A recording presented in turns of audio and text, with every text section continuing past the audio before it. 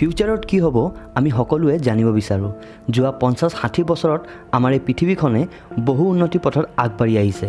যেনে আগৰ তুলনাত আজি ঘৰত বহি ইচ্ছামতে যিকোনো খাদ্য যেনে পিজ্জা, বাৰ্গাৰ, আইচক্ৰীম ইত্যাদি অৰ্ডাৰ কৰিব পৰা যায়। ইভেন সম্পূৰ্ণ পৃথিৱীৰ খা খবৰ ঘৰতে বহি কেৱল মোবাইলত বা লেপটপৰ জৰিয়ে জানিব সক্ষম হৈছোঁ। লগতে মেডিকেলৰ ক্ষেত্ৰতো যেনে নানা ধৰণৰ ভাল নোহোৱা বেমাৰবোৰো বৰ্তমান মেডিকেল চায়েন্সে ভালদৰে চিকিৎসা কৰি সুস্থ কৰিব সক্ষম হৈছে। বন্ধুসকল, এয়া আছিল আচলতে এটা পৰিৱৰ্তন যোৱা 50-60 বছৰৰ। এতিয়া এবাৰ ভাবি চাওক, অহা 50 বা 100 বছৰত আমাৰ পৃথিৱীত কেনেধৰণৰ পৰিৱৰ্তন দেখা পাম। আপুনি চাই আছে অসমীয়া ফেক্ট ৱৰ্ল্ড। অকল পৰিৱৰ্তনে কেৱল ভাল কামে কৰি যোৱা নাই, এই পৰিৱৰ্তনে বহু নষ্টও কৰি আহিছে।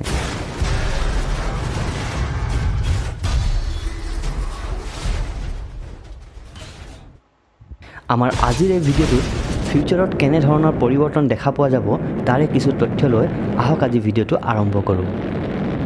2020 চনৰ পৰা 2100 চনলৈ কেনেধৰণৰ এটা পৰিৱৰ্তন দেখা পোৱা যাব আহক অলপ কল্পনা কৰোঁ।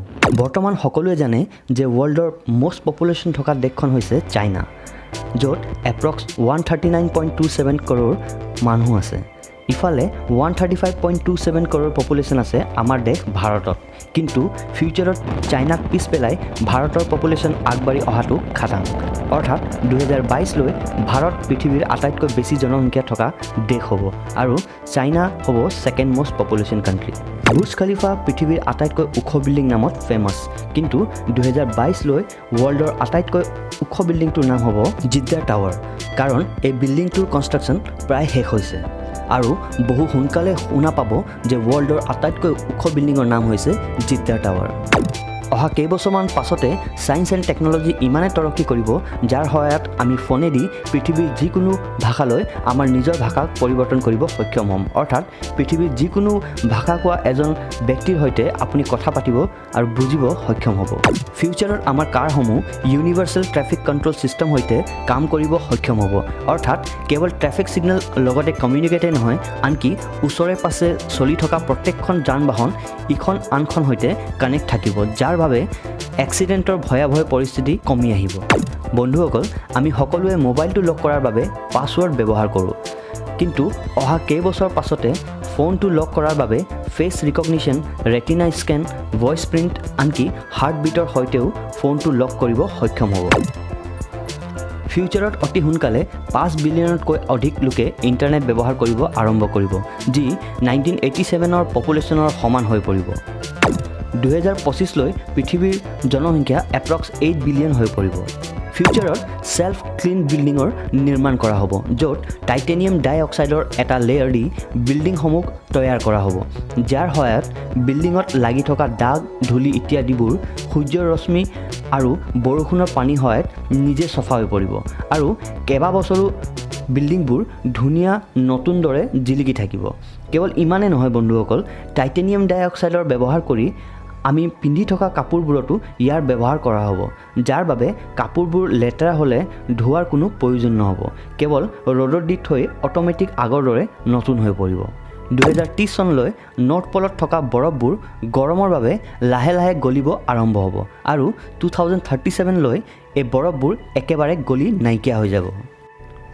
2033 চনলৈ আমি মানৱ প্ৰজাতিক মাৰ্চলৈ নিয়াত সক্ষম হ'ম আৰু এটা প্ৰগ্ৰাম ষ্টাৰ্ট হ'ব যাৰ নাম হ'ব অৰোৰা প্ৰগ্ৰাম, যাৰ সহায়ত জুন, মংগল গ্ৰহ আৰু পৃথিৱীৰ ওচৰত থকা এষ্ট্ৰইডবোৰৰ বিষয়ে জনোৱা হ'ব। ফিউচাৰত অতি সোনকালে ছুপাৰছনিক জেটৰ প্ৰয়োগ কৰা হ'ব, যাৰ ইন্ধন এটা স্পেচিয়েল এয়াৰ মিক্সৰ সহায়ত বনোৱা হ'ব আৰু এই জেটখনৰ সহায়ত আমি লণ্ডনৰ পৰা নিউয়ৰ্কলৈ কেৱল আধা ঘণ্টা যাত্ৰাত পূৰা কৰিব সক্ষম হ'ম, যি এটা বৰ্তমান 7 ঘণ্টীয়া ৰাস্তা।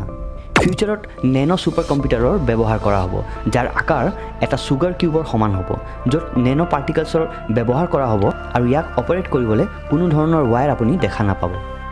বন্ধুসকল, 2075 চনলৈ আমাৰ পৃথিৱীৰ পলিউশ্যনৰ বাবে হোৱা অজন লেয়াৰৰ হোলবোৰো আধুনিক টেকনিকৰ সহায়ত কমপ্লিটলি বন্ধ কৰা হ'ব, যাৰ সহায়ত আল্ট্ৰাভায়লেট ৰেজবোৰ আৰু পৃথিৱীত নপৰে।